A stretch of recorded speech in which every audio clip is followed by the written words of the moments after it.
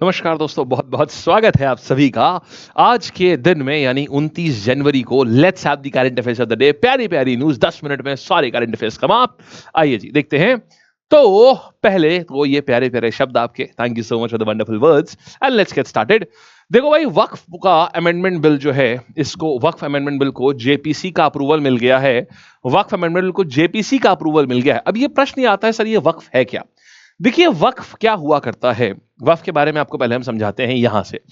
देखिए वक्फ क्या है, ये एक प्रकार का बोर्ड है। बोर्ड का मतलब क्या है? देखिए इस्लाम में शरीयत कहता है कि अगर कोई भी व्यक्ति अपनी पर्सनल प्रॉपर्टी धार्मिक कार्यों के लिए, धार्मिक का अर्थ है कि धर्म का मतलब होता है जो ऐसी चीजें जो दूसरों को लाभ पहुंचाएं, तो दूसरों को लाभ पहुंचाने के लिए अगर कोई व्यक्ति अपनी जमीन को दान देना चाहता है, तो वो दान दी हुई जमीन का सारा लेखा जोखा कौन रखता है? वक्फ बोर्ड रखता है। तो इस्लाम में ये एक बोर्ड होता है, जो कोई भी इस्लामिक व्यक्ति अगर अपनी जमीन को दान देना चाहता है कि भाई उसकी जमीन के ऊपर अस्पताल बना दिए जाएं, स्कूल खोल दिए जाएं, मदरसे बना दिए जाएं, मस्जिद बना दी जाए, या किसी भी प्रकार का चैरिटेबल काम हो जाए, तो ऐसी जमीन को वक्फ की जमीन बोलते हैं। और ऐसी जमीन की देखरेख करने की जिम्मेदारी जिस पर्टिकुलर कमीशन की है, सरकारी कमीशन नहीं है वो कहलाता है वक्फ बोर्ड कहलाता है। अब देखिए अभी तक क्या था, अब इस वक्फ बोर्ड में प्रॉब्लम क्या थी? देखिए वक्फ के ऊपर कुछ आरोप लगते रहे हैं। पहला आरोप यह है वक्फ के ऊपर कि साहब वक्फ वो जो है, एक तो ये सरकारी नियंत्रण के बाहर है पूरी तरीके से। तो इसमें भ्रष्टाचार होता है। सर भ्रष्टाचार कैसे होता है? अनियमितताएं होती हैं इसमें। तो वक्फ के पास मतलब पूरे भारत में अगर इंडियन रेलवे के बाद कोई सबसे बड़ी जमीन अगर किसी के पास है तो वो वक्फ के पास है। मतलब इतनी जमीन इंडियन आर्मी के पास भी नहीं है, सारे डिफेंस फोर्सेस को कंबाइन कर लीजिए, उतनी जमीन उनके पास भी नहीं है जितनी की वक्फ के पास जमीन है। अच्छा, जमीन होना बुराई कोई नहीं, अच्छी बात है, जमीन है, अच्छे कार्यों के लिए इस्तेमाल करी जाएगी। प्रॉब्लम कहां आती है? प्रॉब्लम यहां आ रही थी कि अब उस जमीन, क्योंकि ये जितने भी लैंड रिकॉर्ड्स थे ये सारे के सारे मैनुअल होते हैं। इनमें से कोई भी किसी भी जगह पर सेंट्रलाइज्ड डिजिटल रिकॉर्ड है ही नहीं। माने वक्फ की जमीन अगर कोई भी है तो उसका एक मैनुअल रिकॉर्ड बना है, और मैनुअल रिकॉर्ड में हेरा फेरी बहुत आराम से करी जा सकती है। तो इसमें बार बार अनियमितताएं होने के आरोप लगते थे। दूसरा आरोप यह लगता था कि वक्फ बोर्ड के जो मेंबर्स हैं वो क्या करते थे, जैसे किसी व्यक्ति ने मान लीजिए उसका इंतकाल हुआ, अब उसने क्या करा, अपनी जमीन दे दी कि साहब इसके ऊपर एक अस्पताल बनवा दिया जाए भाई, वक्फ को दी। वक्फ ने क्या किया, ऐसा एलिजेडली आरोप लगता है कि भाई उस जमीन को किसी प्राइवेट इंडिविजुअल को कौड़ियों के दाम में बेच दी और उससे सेटलमेंट कर लिया। तो भ्रष्टाचार के आरोप लगते थे कि भाई भ्रष्टाचार है, अनियमितताएं हैं। और क्योंकि इसको रेगुलेट करने वाला कोई भी सरकारी कोई भी बॉडी नहीं थी, साथ ही वक्फ बोर्ड में किसी भी प्रकार की महिलाओं की एंट्री मना थी। माने कभी भी कोई महिला उसकी सदस्य नहीं बन सकती। अब क्या किया गया, अब इस रूल में बदलाव कर दिया गया। अच्छा, एक रूल और था कि अगर वक्फ के लिए एक अलग से ट्राइब्यूनल बना हुआ था। अगर मान लीजिए किसी की कोई जमीन है, अब मान लीजिए एक व्यक्ति था, उसने मान लीजिए किसी मौलवी साहब से बोला था कि मेरी मृत्यु के बाद ये जमीन हम मदरसे को, हम मस्जिद को डाउन उसको दे देंगे, हम दान में दे देंगे। अब मान लीजिए उसका एक बेटा भी आ गया, बेटे ने बोला नहीं भाई अब्बू जान की जमीन हमारी है। मदरसा कह रहा है कि नहीं भाई ये जमीन हमारी है, या मस्जिद से मान लीजिए मौलवी साहब ने बोला नहीं भाई ये जमीन हमारी है। तो अब इन दोनों के बीच में क्या हुआ, जो डिस्प्यूट हो रहा है वो कोर्ट नहीं जा सकता है। वो कोर्ट, अगर वक्फ ने किसी भी जमीन के ऊपर अपना पैर डाला है बीच में, तो उस केस में वो जो डिस्प्यूट है वो वक्फ ट्राइब्यूनल में ही जाएगा। अब क्योंकि वो ट्राइब्यूनल वक्फ का ही है, तो मेजॉरिटी ऑफ द केसेस में जो जो हियरिंग होती थी, जो रिजल्ट आते थे, वो हमेशा वक्फ के ही फेवर में आते थे। इसलिए जो नॉर्मल जो कैंडिडेट जो लोग थे, मुस्लिम्स थे, उनको प्रॉब्लम फेस करनी पड़ती थी। तो इसीलिए अब इसमें नए बदलाव कर दिए गए हैं। बदलाव क्या है ये सुनिएगा। बदलाव क्या है, अब कहानी यह है कि जब तक, देखिए होता क्या था कि अभी तक यह था कि वक्फ बोर्ड, अगर समझिएगा, अभी तक सिर्फ ट्राइब्यूनल में अपील कर सकता था, अब ऐसा नहीं। अब आप सिविल कोर्ट में कर सकते हैं, रेवेन्यू कोर्ट में कर सकते हैं, हायर कोर्ट में भी कर सकते हैं, माने हाई कोर्ट में भी कर सकते हैं। वक्फ ने अगर किसी जमीन पे अपना दावा कर दिया है, तो अब वो ऐसा नहीं है कि वक्फ में जाकर के ही, वक्फ वाले ट्राइब्यूनल में जाके ही होगा। अब फैसला उसका कहीं भी कराया जा सकता है। एक बड़ा चेंज ये किया गया। दूसरा क्या किया गया कि वक्फ ट्राइब्यूनल का जो फैसला होता था वो आखिरी मानते थे, उसमें कोई बदलाव संभव नहीं था, उसको हटा दिया गया। अब आप हाई कोर्ट में अपील कर सकते हैं वक्फ बोर्ड के इसके खिलाफ में। फिर अच्छा ये सबसे इंपॉर्टेंट था, अगर किसी भी जमीन के ऊपर मस्जिद बना दी गई है, तो ऑटोमेटिकली वो जमीन जो थी वो वक्फ की हो जाती थी। समझे? इसका मतलब तो भारत में बहुत सारी जमीनें हैं, अगर किसी भी जमीन के ऊपर कोई मस्जिद बना दी गई, तो वो ऑटोमेटिकली, चाहे वो किसी की प्राइवेट जमीन ही क्यों ना हो, चाहे वो किसी पार्क की ही भूमि क्यों ना हो, अगर उसके ऊपर मस्जिद बन गई तो फिर वो जमीन ऑटोमेटिकली वक्फ की हो जाती थी। अब ये इसमें एक बहुत बड़ा पेंच था। तो इसी चीज को लेकर क्या हुआ, किसी जमीन पर मस्जिद या उसका उपयोग इस्लामिक उद्देश्यों के लिए हो तो वो ऑटोमेटिकली वक्फ की संपत्ति हो जाती थी। अब ऐसा नहीं हो सकता। अब जब तक किसी ने दान में नहीं दी है, और भी लिखित रूप से सरकार के पास उसका लेखा जोखा नहीं है कि इस व्यक्ति ने दान में कब दी थी, इसकी विल कहां है, तब तक वो प्रॉपर्टी वक्फ की नहीं मानी जाएगी। एक और चीज है, वक्फ बोर्ड में महिलाओं की मनाही थी कि महिलाएं मेंबर नहीं हो सकती और गैर इस्लामिक लोग मेंबर नहीं हो सकते। अब ये है, इसको बदल दिया गया है। इसमें 2 महिलाएं मेंबर होंगी वक्फ बोर्ड में, मुस्लिम महिलाएं होंगी, 2 मुस्लिम महिलाएं मेंबर होंगी और 2 अन्य धर्म के लोग जो होंगे वो इसमें मेंबर होंगे। तो ये अब वक्फ बोर्ड की संरचना को भी बदल दिया गया है। समझ गए? तो Waqf bill JPC, joint parliamentary committee को रेफर किया गया था, उसने इसको अप्रूवल दे दिया है। समझ गए आप? तो ये है पूरी कहानी वक्फ बोर्ड की, ये नई कहानी है ये। ठीक। आप जरूर आज कमेंट में बताइएगा कि ये इसमें क्या ये सही हुआ है या गलत हुआ है। आप दोनों, आपको क्या लगता है कि इसमें अच्छा क्या हुआ है, इसमें खराब क्या हुआ है, ये पॉइंट बताइएगा नीचे कमेंट सेक्शन में। आप अपनी राय रखिएगा। ठीक है, आज हम आपको थोड़ा एनालिटिकल होमवर्क देते हैं। आज हम आपको, भले आप 2-2 लाइन की रखिएगा बस। आइए आगे बढ़ते हैं हम लोग। उत्तराखंड पहला राज्य बन गया है जो यूसीसी, यूनिफॉर्म सिविल कोड को लागू करेगा। अब देखिए है क्या यूनिफॉर्म सिविल कोड। देखिए होता क्या है, 2 प्रकार के लॉज होते हैं किसी भी देश में, एक होते हैं क्रिमिनल लॉज, एक होते हैं सिविल लॉज। क्रिमिनल लॉज का मतलब ये होता है कि जिसमें अगर मान लीजिए किसी ने खून किया, अब मैं एक मान लीजिए हिंदू व्यक्ति हूं, मैंने किसी का खून किया तो मुझे कुछ सजा मिलेगी, और मान लीजिए कोई क्रिश्चियन है उसको भी वही सजा मिलेगी।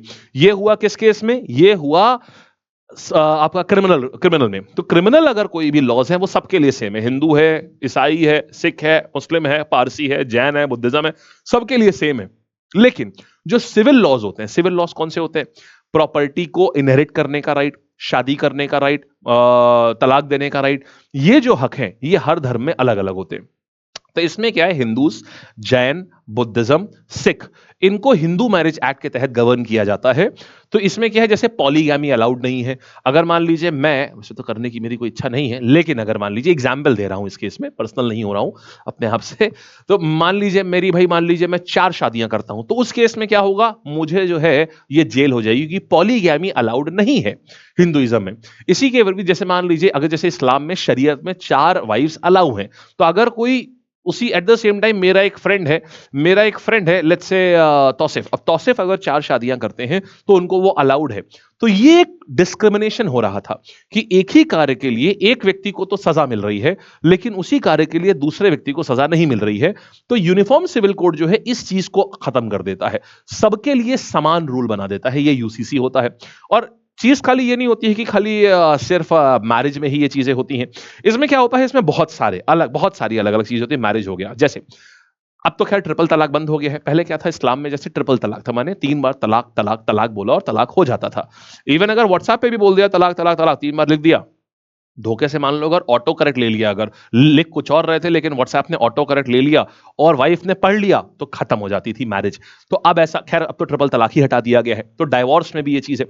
अच्छा, दूसरी चीज क्या होती थी, इनहेरिटेंस। तो होता क्या था, जैसे बाकी चाहे सिख धर्म है, हिंदू धर्म है और जैन धर्म है, इनमें क्या होता है, जो हिंदू मैरिज एक्ट के तहत ये 4 धर्म गवर्न होते हैं, इनके तहत पिता की प्रॉपर्टी अगर उसके बच्चे हैं, दोनों में आधी आधी बटेगी। इस्लाम में भी बटती है। अब इसमें होता क्या है, इसमें कई सारे लोग कोर्ट पहुंचे कि सर हमारे संग ऐसा क्यों नहीं हो रहा है।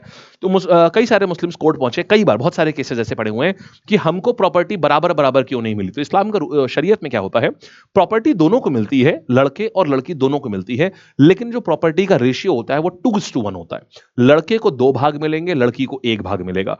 तो यहां पर क्या हुआ, क्योंकि वो लड़की, अब उस लड़की के संग डिस्क्रिमिनेशन हो रहा है, इंडिया में रहते हुए भी उसके साथ में डिस्क्रिमिनेशन हो रहा है। अब एक दूसरे रिलीजन में वो डिस्क्रिमिनेशन नहीं हो रहा है, लेकिन यहां पर हो रहा है।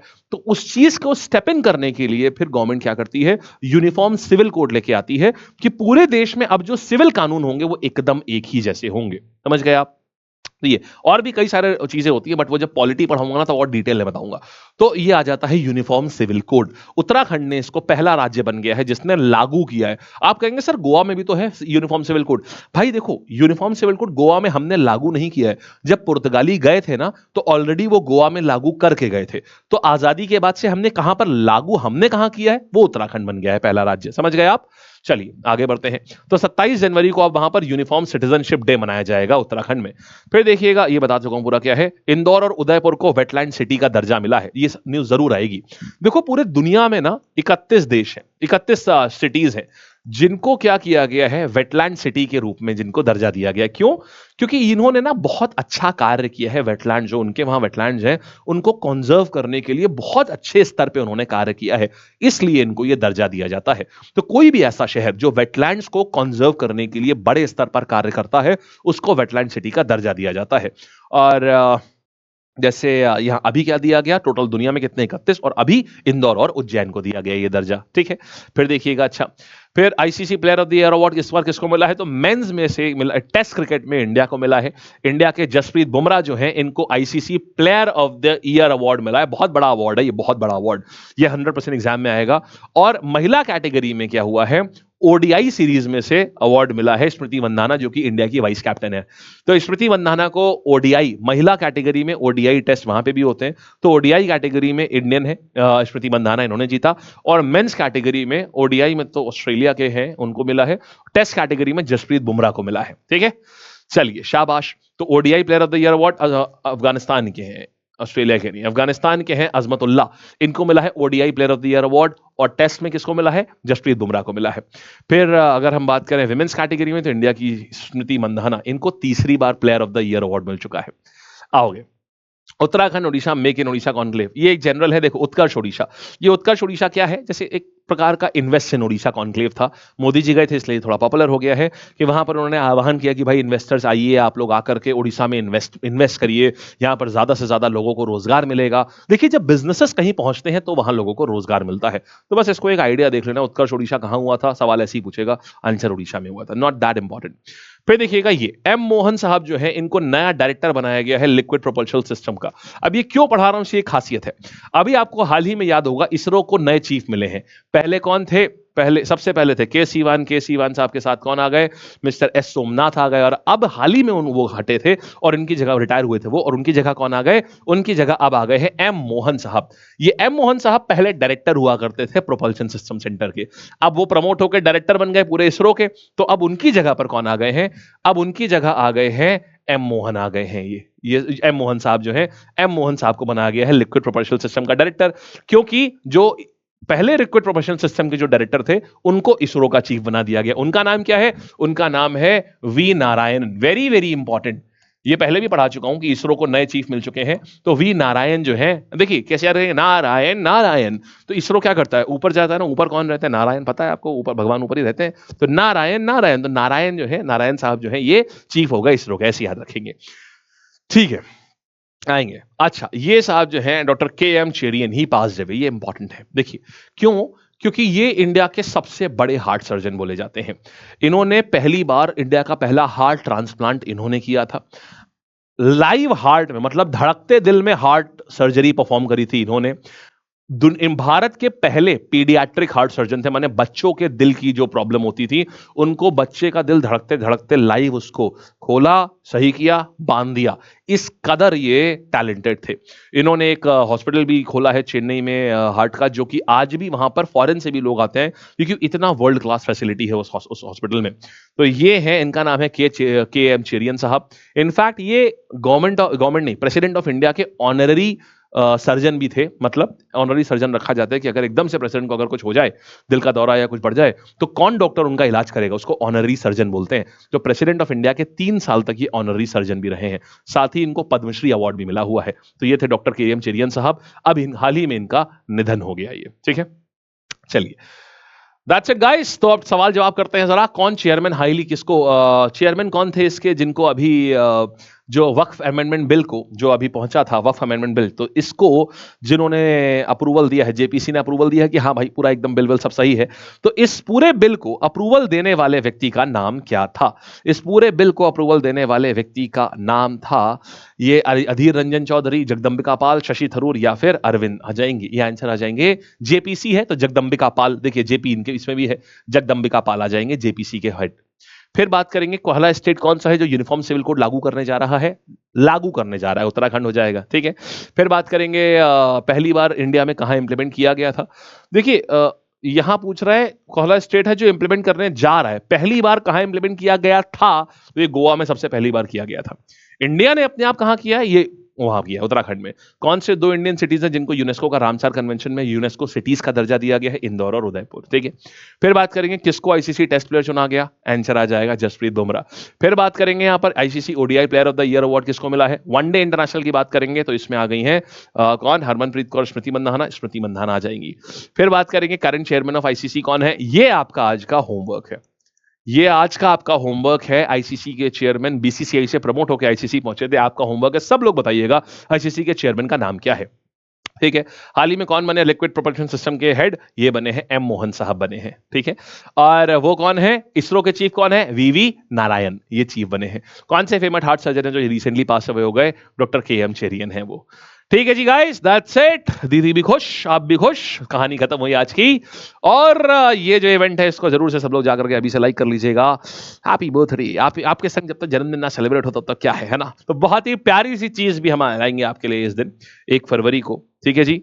मुलाकात करेंगे। और कल बालक लोग ग्रुप डी वाले बच्चे जितने भी है ना, आपके लिए ये ग्रुप डी का एक्सक्लूसिव बैच जो है ये आ चुका है। कल आ गया है ये एक्सक्लूसिव बैच आपका ग्रुप डी वालों के लिए। ये 1299 का है और अभी 3 दिन के लिए ये आपका 499 का रहेगा। कोड क्या है, LAB लैब, ये 1299 का है जस्ट फॉर नेक्स्ट 3 डेज ये है। और इसमें बेस्ट पार्ट ये है कि इसमें साइंस स्पेशल भी पूरा इंक्लूडेड है इसमें, ठीक है। चलिए, all the best then, bye bye, tata, take care, मिलते हैं फिर से हम लोग अपने अगले सेशन पे। तब तक के लिए tata, bye bye, take care, all the best.